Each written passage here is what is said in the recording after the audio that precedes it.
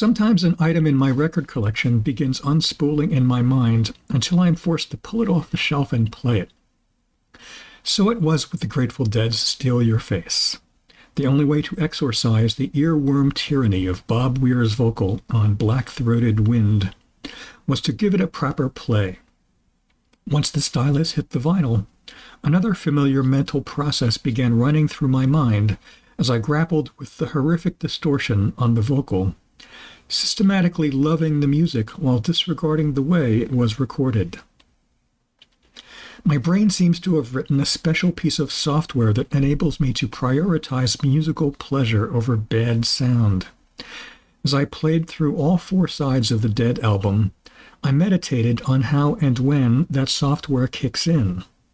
It does not operate every time I hear a badly recorded, mixed, or mastered album.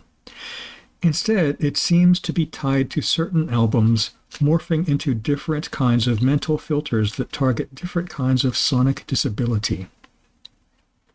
Then my mind, what a compulsively busy little bee it is, started making a list of other albums where it has learned to snatch musical victory from the jaws of technical defeat.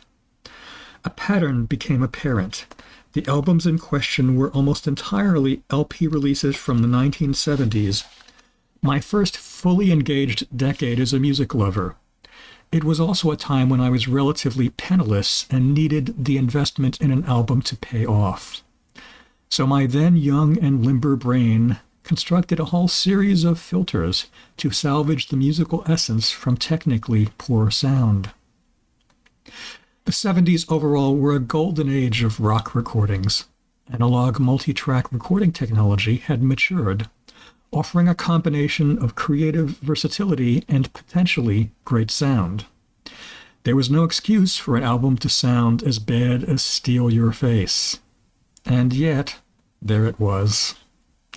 Let's discuss the mental filters I constructed to cope with 10 bad-sounding, yet still somehow wonderful albums, moving from flagrantly awful sound to almost good sound. Grateful Dead, Steal Your Face.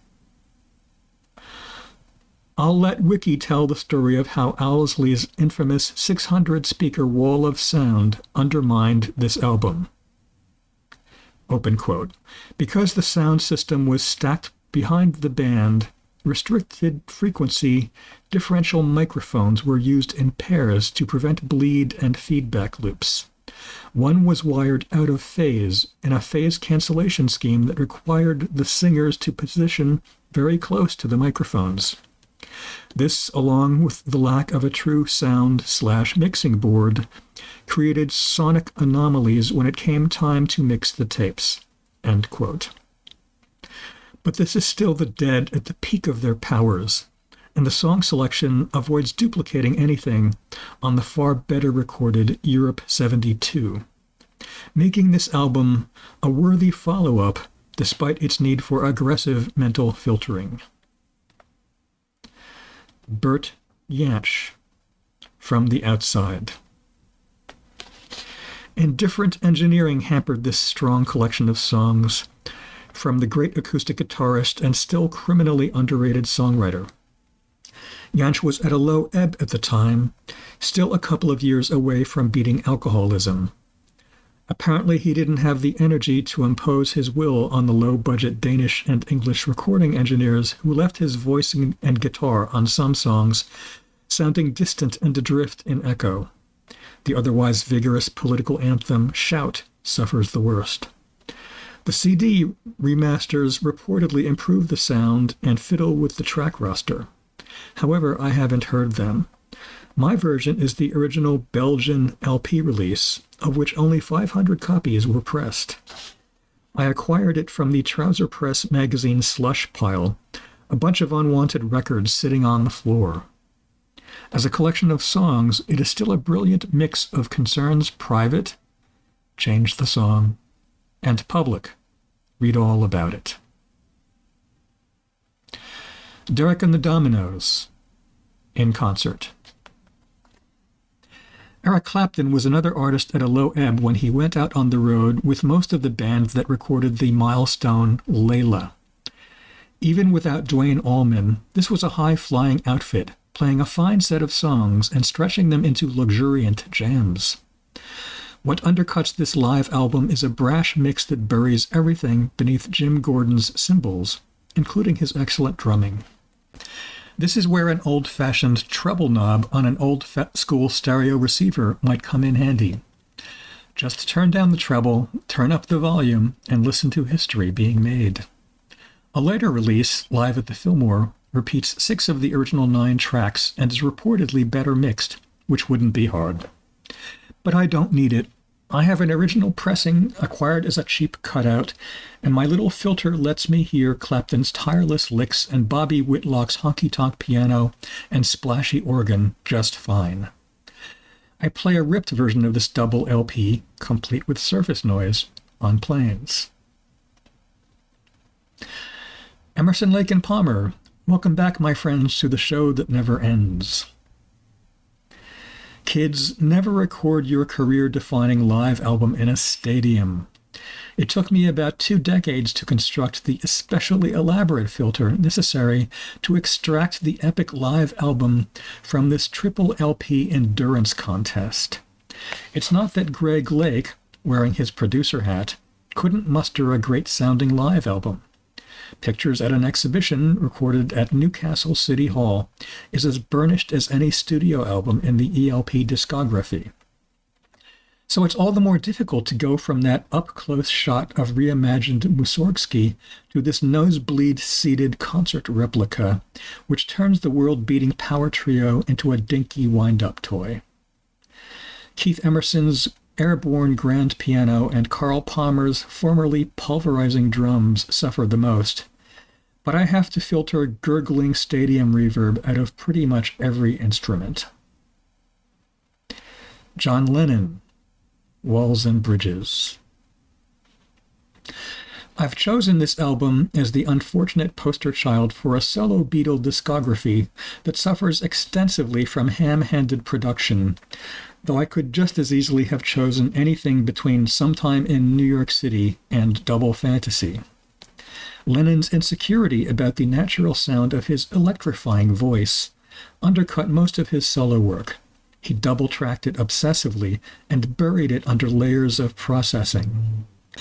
What's noteworthy about this album is that what I have heard of it on the radio was so lackluster I put off buying it for 40 years. I wasn't sure if I was equal to the task of constructing a filter that would save it. But the temptation of adding the transcendent number 9 Dream to my library finally proved overwhelming, and when I shelved my vintage street fair pressing, it was with the knowledge that I would soon come back to it. There are some good songs and heartfelt performances buried under all that sludge. George Harrison, All Things Must Pass. Yes, it's his best album, and yes, much of it sounds gorgeous, despite, not because of, Phil Spector's production. But the bad-sounding songs on this album are awash in echo, something Harrison later openly regretted. And Spector baked in the echo, making it impossible for later remastering to salvage the most heavily damaged songs, including My Sweet Lord, Wah Wah, and Art of Dying, all of which kick my mental filter into high gear. While the grand statements got all the airplay, giving me plenty of chances to perfect the filter, there are several other good songs, mostly ignored, that show off Harrison's sweet, whimsical side and require less filtering. The balance of the two makes this a lovely album. Procol Harum, Exotic Birds and Fruit. It's hard to fathom how Procol Harum followed the beautifully recorded Grand Hotel with this sonically claustrophobic mud fest, especially with the same producer, Beatles veteran Chris Thomas, and studio, George Martin's Air.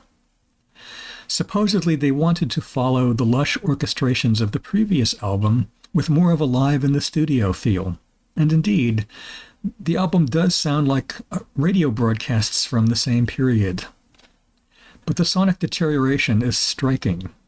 in lieu of the grand, wide-open spaces and beefy drums of the previous album. The band sounds as if it were recorded in a closet and compressed to its knees. Yet the first side in particular is one home run after another, mating lyrics that ponder the decline of civilization with savory melodies. And as intended, it actually does rock. The Clash, untitled debut album. Low-budget recording is the sonic shortcoming of this album. Perhaps that is not a crime. In the first flush of the punk era, technical perfection would have seemed almost an act of class betrayal, sound quality being an obsession of prog rock wankers, who frankly I found a lot more fun than the early punks. But this tight, constricted sound is too small for a band with such large aspirations. To my ears, The Clash didn't reach their potential until they got into a good studio with a smart producer, Guy Stevens. Who will ever forget the way London Calling burst out of the starting gate with its meteor drum sound and greater space and depth? Compared to that, this album sounds paltry, though songs like White Riot, Career Opportunities, and I'm So Bored with the USA punch above their weight. I close my eyes and try to imagine I'm hearing them in a sweaty little club. The Clash, live, were awe-inspiring. Rolling Stones, Exile on Main Street. We all know the story of how the taxman drove the Stones out of Britain to the south of France, where they holed up in the basement of Keith Richards' rented mansion and banged out the basic tracks for this expansive near masterpiece. What is emphasized less in the usual retelling is that the band later decamped to Sunset Sound in Los Angeles, where Keith Richards' genius for getting the right feel gave way to Mick Jagger's genius for finishing things off properly. As a result, the album is an amalgam of muck and polish, in contrast to the much better recorded Sticky Fingers, though not nearly as mucky as Goat's Head Soup. It took me a long time to get through the whole thing in one listen, though the effectiveness of my mental filter improved as my system did. My best ever experience with this album was just a couple of years ago, with a pair of $4,000 Focal Utopia headphones, which according to my review, open quote, raised the ratio of clarity to murk while remaining true to the smoky atmosphere. End quote. Steely Dan, Katy lied. If you're like me, you've heard dozens, if not hundreds, of trade show audio demos featuring Steely Dan tracks and enjoyed them all. But odds are you won't have heard any clever manufacturer demoing loudspeakers with tracks from this album.